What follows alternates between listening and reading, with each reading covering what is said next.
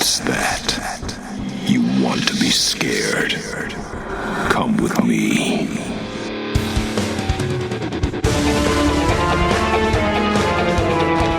You will experience tales of horror, ghosts, and death. It is not recommended for the weak at heart. Listen in the dark. It's more fun that way. This is Weekly Spooky.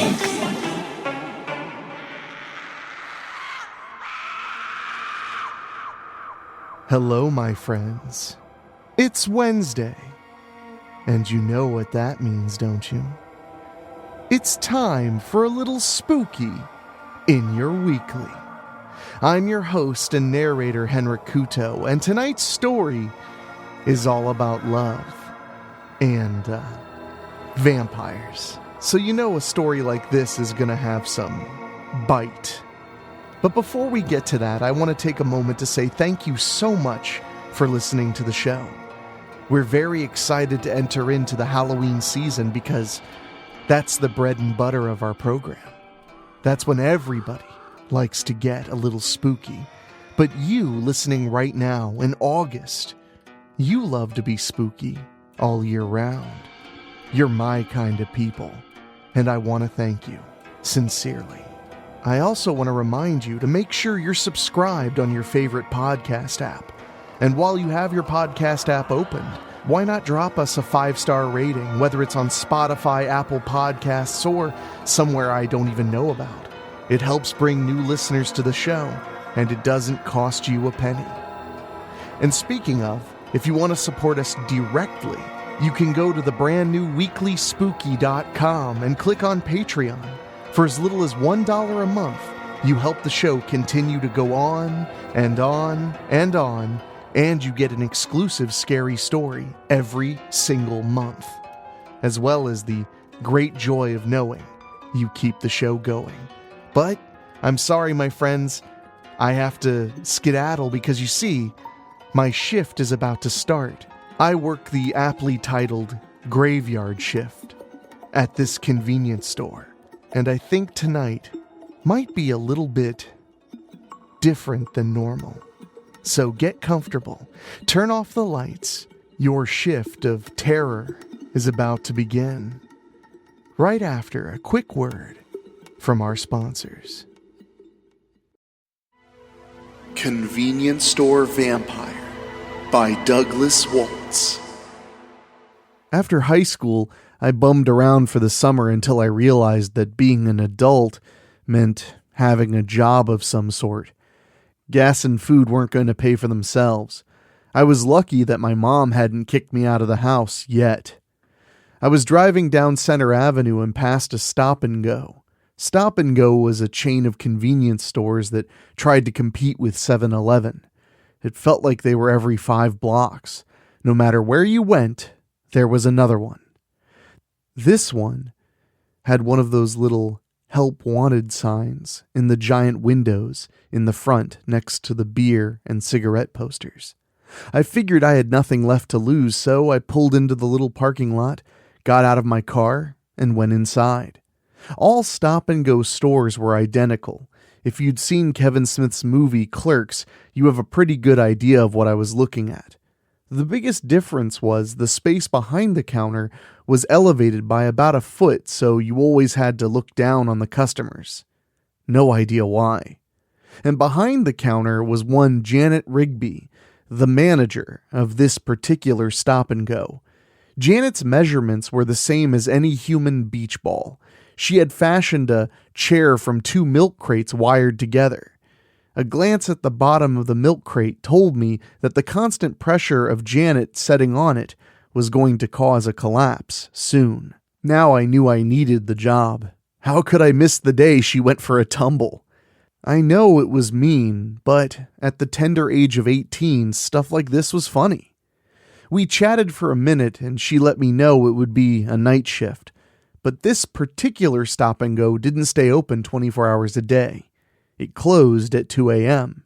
Sounded good to me, so I was glad to start work the next day. Training took about an hour. I learned the register and how to make money orders. Apparently, a lot of people needed money orders. I met the other employee, Kathy, who was cute, but always had that look in her eye that she wished she was somewhere else. Other than that, I was ready to go, and Janet and Kathy left me to my own devices. Center Avenue is actually a pretty busy street in Portage, but my shift started after 5, so I didn't get much of a rush. Just a few customers straggling in at various times of the night. I was so happy to see the huge stacks of VHS tapes for rent in a rack that was positioned by the door. There was a little TV mounted to the rack that had a built-in VCR, and it had a tape that played previews of what we had to rent. I asked Janet if I could pick some movies to put on the rack, and she showed me how to fill out the form for the guy who showed up every other week. Being a huge horror movie fan, it didn't take long for the racks to have a pretty decent selection of horror movies. When it was slow, I would take out the preview tape and put in one of the movies I picked and just stand there with a can of soda and watch a movie. To give you an idea of how slow it was, one time I watched an entire movie before I heard the doorbell ping as someone opened it. As far as jobs for 18-year-olds go, it was pretty nice. One night I was watching this movie called Track of the Moon Beast. It's about this guy who gets a piece of moon rock embedded in him, and he turns into a monster. The VHS cover is gorgeous, but the movie is kind of, well, less than stellar. As I was watching it, I felt the short hairs on the back of my neck stand up. I turned around, and a vision of loveliness was standing behind me. Tall and lanky with a shock of platinum blonde hair. Her face was made up with a thin layer of makeup, and ruby red lipstick made her lips even more pronounced than they already were. She had on a t-shirt with the cover from the Clash London Calling album on it, and denim shorts with big, black work boots. Rainbow suspenders made popular by Robin Williams on Mork and Mindy complemented the rest of the outfit, and when I jumped upon seeing her, she flashed a huge smile with white, pearly teeth. "Sorry, didn't mean it to scare you," she giggled when she said it. "No problem," I replied, trying to sound cool and failing miserably. "What you watching?" "Oh, this? Yeah, Track of the Moon Beast. Guy gets infected by a moonstone that turns him into a monster." "Oh, I've seen this." Then she continued to stare at the screen, watching the movie with me. After a minute, I decided to be brave and said, "You want a soda? I can get you one for free if you want." "No, thanks." She continued to watch the screen in fascination. I found myself looking at her more than the monster movie. It was as if I was trying to memorize her face. It was like looking at someone made of porcelain. She caught me looking once, smiled, and went back to watching the movie. When it was over, we were the only people in the place, and she stretched like a cat before walking down the aisles, not really looking for anything. "You like the movie?" she asked. "It was okay," I lied. To be honest, my focus was entirely on her. Then something slipped into my mind. I hadn't heard the bell that goes off when you open the door. I always heard the bell. My brain had trained itself like a Pavlovian response. How did she get inside the store? I turned to ask her and realized that I was alone in the store. Not only did she get in without triggering the bell, but she had left the same way. I checked the back room where we kept the bottle returns, and there was nothing there. I even went in the cooler, and nothing. Empty. I shrugged to no one and finished my closing duties and left for the night. After a week, I was still wrapped up in that girl. She was all I could think of. I came to work hoping that she would return, and nothing happened. For about 2 weeks, I was stocking the coolers with beer from the inside. We had a couple of rows of singles for people that couldn't afford a six-pack, Pretty sure we weren't supposed to do that, but the boss told me it would be fine. I could grab 6 long neck bottles in 2 hands, which made it go pretty fast. I learned to stack cans of beer along my arm, and it was about 6 cans. I was young and didn't want to actually do work, so I figured out the quickest way to do it. As I stood up with 6 cans of hams, a familiar face was outside the glass door of the cooler, smiling at me. I wasn't ready. I dropped all the cans. Luckily, only one of them spilt, and it whirled around the cooler, spraying hams everywhere. "Shit!" I exclaimed and went into cleanup mode. I needed some paper towels and the mop probably, so I stepped out of the cooler right into the girl, standing there, waiting for me. "I'm sorry," she said sheepishly. "It's okay," I stammered and cursed myself for it. I hadn't heard the bell again. That was even weirder because there was a bell in the cooler in case you were working and a customer came in. How the hell was she not setting off the goddamn bell? I went in the back for the mop and paper towels, and when I returned to the cooler, she was still there. "Let me help." She took the roll of paper towels and went into the cooler before I could say anything. I followed with the mop. We cleaned up the mess and I restocked the shelves. She stood there the whole time, watching me. "So, I never got your name the other night when we were watching the movie," she said quietly. "It's Arthur. What's yours?" "My name's Elizabeth." And she smiled that amazing smile again, and I could feel the blood rush into my head. She tilted her head and looked at me as if I was some new form of life, and then she slowly moved towards me and kissed me on the lips. I felt my entire body tingle with electricity and was amazed at how cold her lips were. Then I remembered we were in the cooler, and I kissed her back. After a few minutes of that, she gently pushed me away. I was amazed at how strong she was. "I have to go," she said, and walked out of the cooler.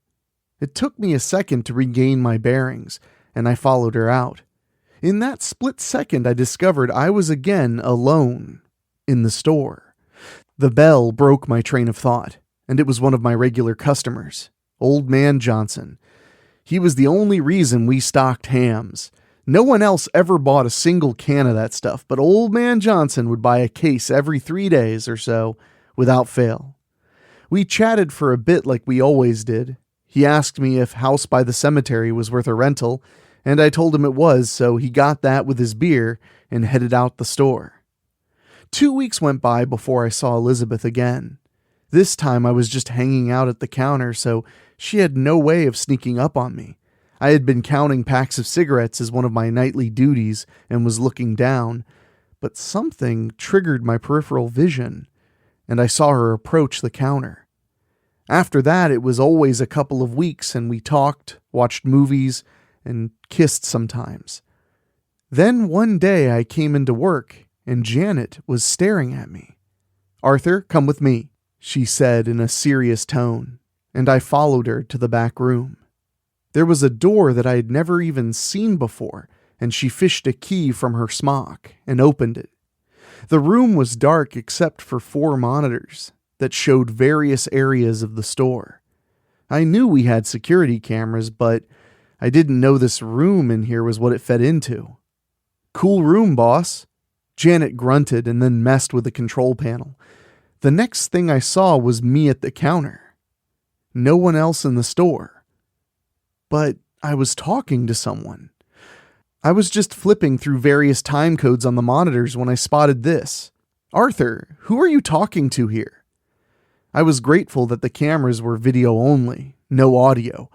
I was also glad that she hadn't come across one where Elizabeth and I were kissing. I was just bored and messing around." I leaned closer to the monitor, and Janet watched me look at the screen. "Man, it does look like I'm talking to someone. Looks really good. Maybe I should be an actor or something." I gave a nervous laugh. Janet nodded, and then she laughed her big, booming laugh. "I figured as much. You're a good kid, Arthur, and you don't steal from the store, except for the occasional can of pop." She looked at the watch that barely fit around her huge wrist. "Well, Time for you to go to work and time for me to get the hell out of here. Let's go." She ushered me out of the room and back to my shift. That night, I located the 4 cameras and tried to find a dead spot, a place where none of them could see me if Elizabeth returned. As I was running the math through my mind, I found it odd that the fact that she didn't register on the camera was the least of my concerns. With each meeting, all I knew is that I would count the days until she returned. It was all I wanted. I got my wish a few days later, but it came at a terrible price.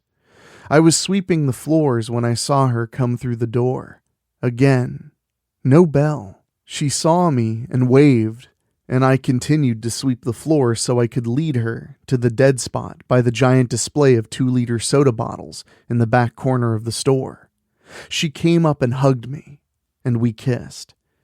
Then I heard the bell. A guy came in, and his wide eyes darted everywhere. He seemed confused that there was no one manning the counter. I spoke up and walked to my post behind the counter.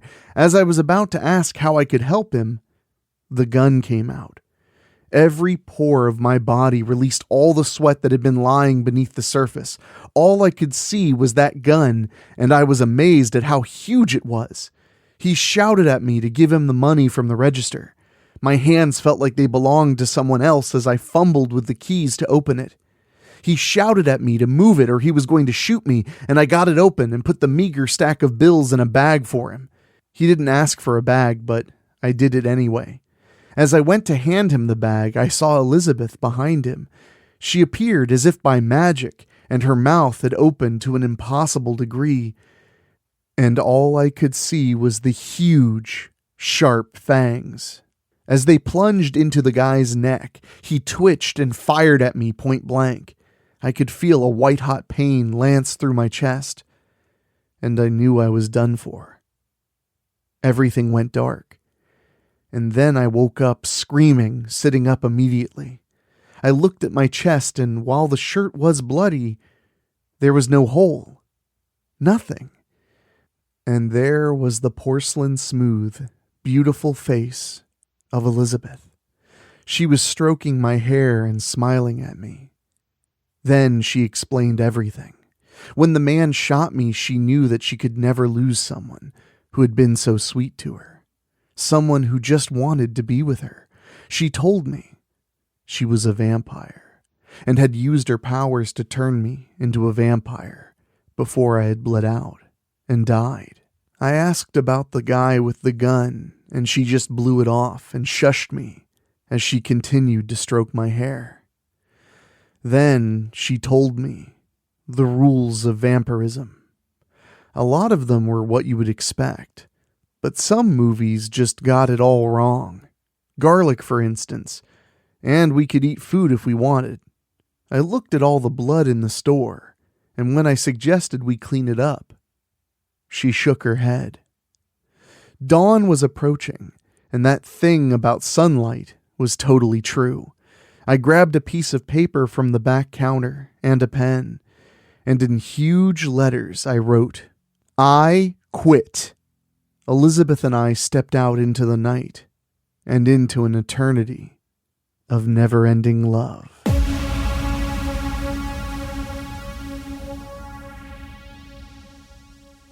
Oh, my friends. That one checked all the boxes, if you ask me. It even had a pretty happy ending, depending on how you look at it, depending on what side you're on. I want to say a big thank you to my good pal Doug Waltz for the wonderful story about love and, well, the undead. I hope you're doing very well, and I hope you enjoyed your little dose of spooky on the Weekly. I want to remind you, we have a brand new series running right here on WeeklySpooky called Terrifying and True. It's where we take a little bit of a departure and look into things that, well, might have actually happened, and it's guaranteed to help tingle your spine. And it's in addition to our every Wednesday scary story, so make sure you check it out. And oh, believe you me, in October, we're going to make sure you have all the spooky you could ever need. We'll have brand new content every Wednesday, every Monday, and of course, on Halloween Day. So make sure you stick around, and if you get a chance, go to WeeklySpooky.com and support us on Patreon to help us keep it going. Speaking of which, I want to say an extra special thank you to our Patreon podcast boosters, folks who pay just a little bit more to hear their names on the show.